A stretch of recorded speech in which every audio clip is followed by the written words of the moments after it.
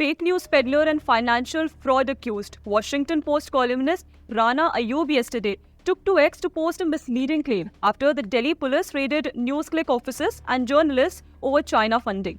Ayyub tweeted names of some journalists, lamenting how they are put behind bars under various laws, while insinuating that these so-called journalists were jailed for journalism. She, however, did not put out a reason for which they were under investigation. Ayyub named Rupesh Kumar Singh, Fahad Shah, Asif Sultan, Irfan Mehraj, Majid Hyderi, Gautam Navlakha, Manan and Sajad Gul to propagate freedom of press under threat in Modi's India narrative.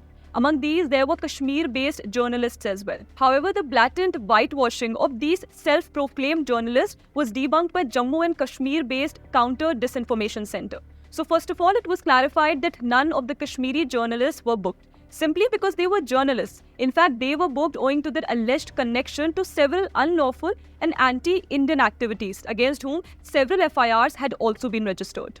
To start with, Irfan Mehraj, who has been arrested, is believed to be linked with the NGO terror funding case by NIA. Irfan is a close associate of Khurram Parvez, who has been booked over allegations of raising funds for terrorism activities on Indian soil.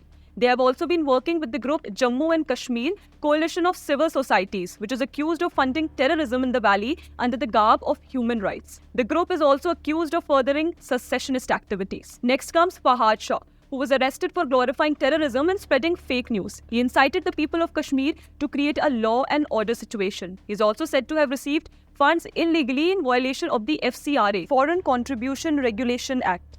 Next is Asif Sultan, who was booked under UAPA and several other sections of IPC and CRPC in 2018 for harboring terrorists and being involved in several criminal conspiracies. He had once killed a police constable in a shootout in 2018 at Bata Malu in Srinagar.